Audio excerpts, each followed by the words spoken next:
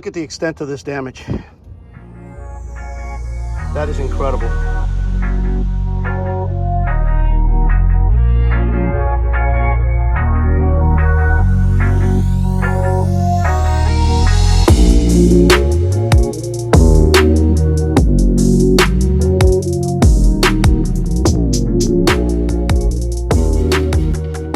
Good morning, guys, and welcome back to the channel. Today is another day. Yes, we are still at home, still doing the off season. And as you guys very well know, during the off season, I take advantage and I do some projects around the house. Today is not going to be any different. It's a different project totally from what I normally do. Normally, all my stuff is RV related. However, it is a do-it-yourself project that I'm sure you guys will enjoy. It's a first for me. I've never done anything like this, and it should prove to be a little bit exciting. I mean, it's not easy by no means. It's behind me here. I'll get up here in a minute and I'll show you guys what's going on.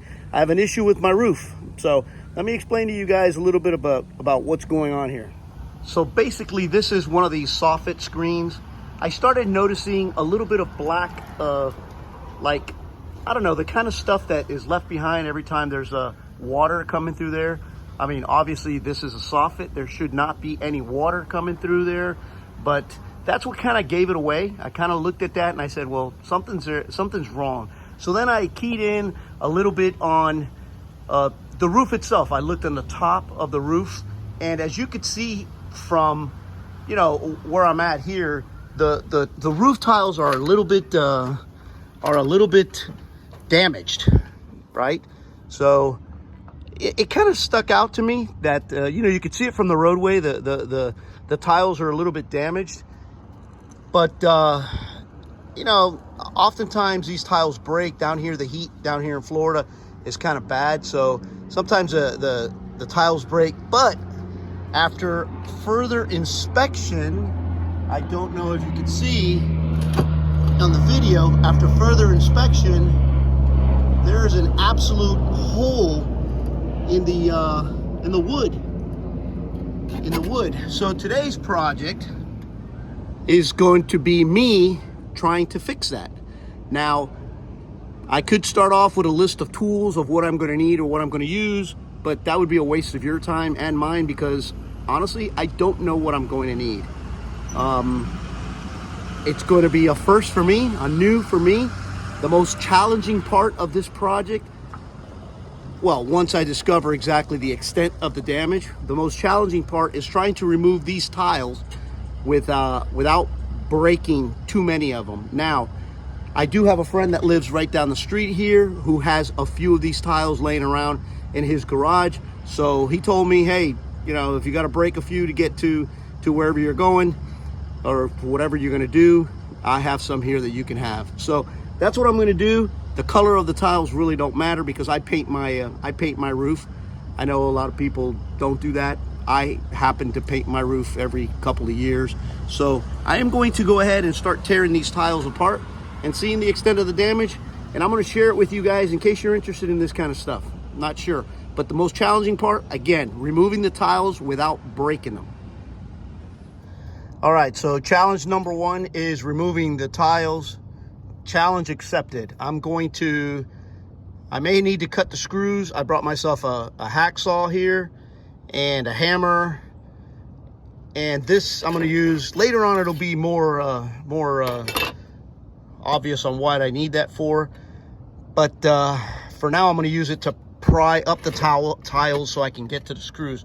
But first off, let's try a method. My neighbor across the street told me, hey, listen, some of these tiles, if you wiggle them, they come right out.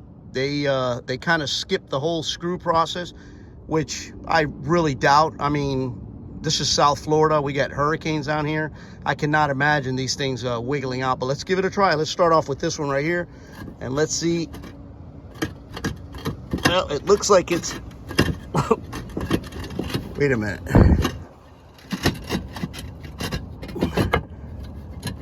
Are you kidding me? Well, I did not expect that, but it came out. So let's set it off here to the side And let's see how many more of these. Oh boy, and now that that one is removed, check this out. This is incredible. I cannot believe that. How did that happen? I just cannot believe that. Let me see how many of these more I can wiggle off. But that is incredible that there is a hole that big in the roof. But I don't know. Let's see what else we got here. I'm gonna tear this apart. No need for you guys to get involved in that. Actually, it might be a little boring. Let me see if I see anything interesting. I'll share it with you guys. But for now, let me get to taking this apart. All right, so tile number 2 came out in one piece. If you notice, there's the screw. Another thing that's kind of weird or unfathomable. You would think that code calls for 2 screws per tile in windy areas. Apparently that is not the case here in South Florida. Oh, by the way, here you can see the hole a little bit more pronounced. That's bad. But I wiggled the tile and the screw came right out. What I'm gonna do now is I'm gonna use some paint real quick, because I don't wanna lose where the screw actually came out of. Even though that might be an area that I cut out, I want to kind of like mark it, because later I want to come back and put some roof, some sealant, and so that we don't have this problem again.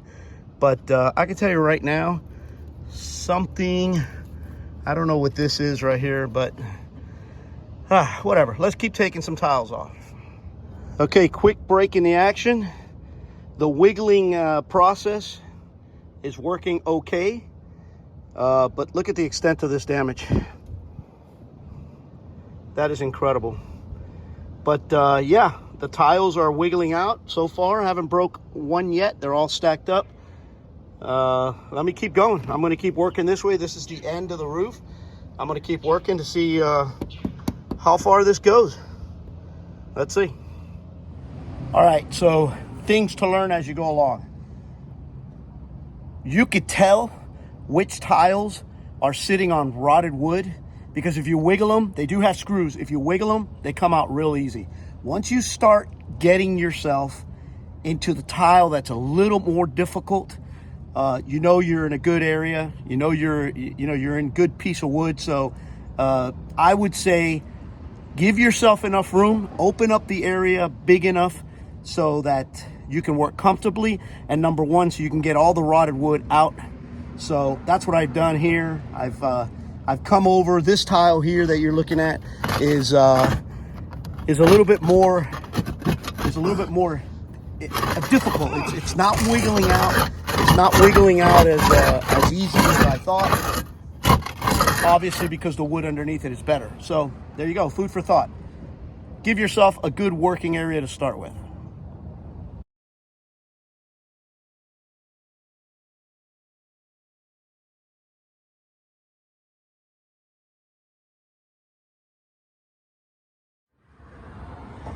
All right, just a little food for thought. Pair of gloves, I think will help this process a little bit. You're dealing with cement or concrete. By the way, I meant to tell you guys that these are concrete tiles.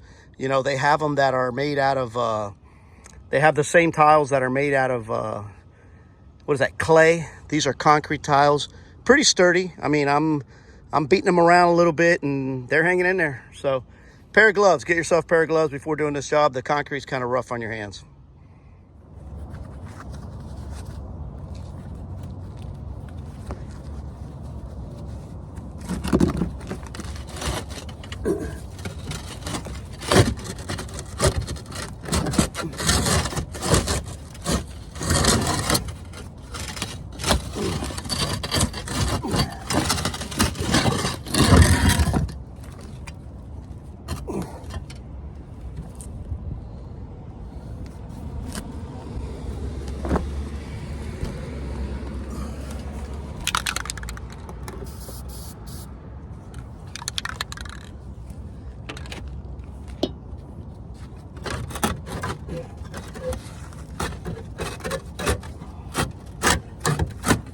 All right, quick update. Still on the demolition part of this project. Let me tell you something. Extensive damage. I guess depending on how you look at it, that's a good thing. It's a good. Here's the thing. I'm not sure if I mentioned it to you guys when I first started. The leak that you guys see here, which now has turned into this, the leak started just outside the wall of the main structure of the house, so over the soffit. So in a way, that's a good thing and a bad thing. Good thing, and I'm going to be real quick. The good thing is that the leaking that occurred into the soffit, which eventually leaks out through the soffit vents. Okay. Unfortunately, the bad thing is that because it leaks out there, there's no sign of that happening unless you're sitting there looking during the rain and seeing water come out the soffit vents. So the damage is extensive. This hole here must have been here for a long time. But I guess the good thing is that it didn't happen inside the structure or inside the house. However, if it would have happened inside the house, probably the markings, the telltale signs of a leak would have been prevalent, and I would have been able to work on this a little sooner. But that's neither here nor there. We are going to move on. First of all, I'm still in the destruction part of it. Okay, I'm going to show you a piece of the, I don't even know what they're called. It's I guess a soffit. Part of the rafters that hold the soffit that was damaged, loose. That's going to get replaced here real soon. But during the demolition process, which is where everything kind of sticks out, this has been my weapon of choice, believe it or not. And the reason for it is it's target specific. You could cut away a little bit at a time to find out where your damage is at. I'm also going to have to remove this, which I'm already on it, because the damage goes all the way to the actual fascia board. So, yeah, this is my my weapon of choice for this part of the project. Now, obviously, when I go to make my final cut of whatever I'm going to replace, I am going to use a skill saw. Unfortunately, I'm on a roof, I'm on a ladder, I've only got one hand. So, unfortunately, I like showing you guys a step-by-step. I don't have the ability to do that. So I will stop periodically and show you where I'm at, and I'll give you guys updates. All right, quick update. Again, using my tool of choice, my demolition tool. This is how we are able to specifically find, cutting away little by little, cutting away at the tar paper. You can get to the wood itself, see the damage. I'll show you guys here in a minute the actual fascia, the wood that goes here. I'm going to have to do something because it is a hot mess.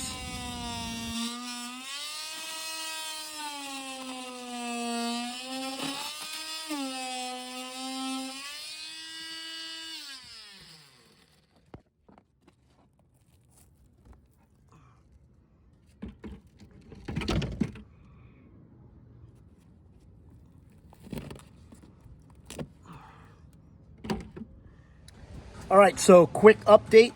I will show you guys here. I have cleared the entire affected area with the exception of the fascia board. I am working on the fascia board now. I'm going to show you that here. It is rotted away. What I'm going to do is I'm going to cut this piece out, replace it, and then we get to putting all this back together. So pretty interesting, a lot of work. I mean, not tedious and not hard. You just gotta, two things. You just gotta have a little bit of knowledge, some tools, and more importantly, you gotta have a little bit of guts to take this on. I mean, I'm not sure what a roofer would charge to do something like this, but I'm sure it's pretty penny. Okay, real quick update as we go. Fascia has been repaired, old one cut out. Now I'm going to work on this, I don't know what you call this. It's one of these that's down there on the ground, rotted away. I'm gonna, I don't know, fabricate the one that goes here. Let's go get at it. All right, pardon the noise in the back. That's a garbage man making his rounds. Quick update. Here we go. Let me show you what I got going on. So, as I mentioned, I have my fascia board replaced. I added this attached to an existing truss there so that I could have something to nail my new board onto. I fabricated this. Remember the one that was in the middle was rotten. I added this one here so that I can attach the new board to, and that's it. Now what we got going on is I got to cut the board that goes on here, and had to take a few extra measurements because obviously it is not plumb. You know, I was cutting whatever, it's not plumb. So let's go. All right, quick update. Wood's in. I use this tape that is specific for roofing. It is similar to what we use in the RV world called the Eternabond. This is for roofing, just to seal off the joints. Now we go with 30 paper with roof cement, then the 90, then we put the tile back. Like I said, I only have two hands, so I'll have to show you guys step by step, but this part is done. All right, guys, I am so sorry. I have to give you guys an update. I've been trying to run from the weather here. It looks like it's going to rain, but just to give you, I showed you guys I gave you a status report when I had the wood up, the fascia, you know, the tile, roof tile holders are up already. My 30 paper is up. Everything has been roof cemented. My 90 is up. That's also roof cemented. And now I'm in the process of putting down my tiles, or putting them back, at least the ones that survived. But that's where I'm at. I'll give you guys a picture when I'm done. All right, guys, I am sorry. I wasn't able to give you a lot of the status updates right there towards the end of the project. It's overcast. I was afraid it was gonna rain, so I was huffing and puffing. But here you go. Here's the finished product with the tile back. Now, mind you, you know, this roof that you're looking at is 24 years old. So it's a little, you know, it's a little faded and stuff like that, but nothing a little caulking and tile repair can't fix or can't make look almost brand new. But that's it. That's it. I hope you guys enjoyed this video. I will tell you this. It is one heck of an undertaking. If you're not comfortable with this type of stuff, this type of work, don't do it. Don't do it. It's quite involved. That's it. Peace out.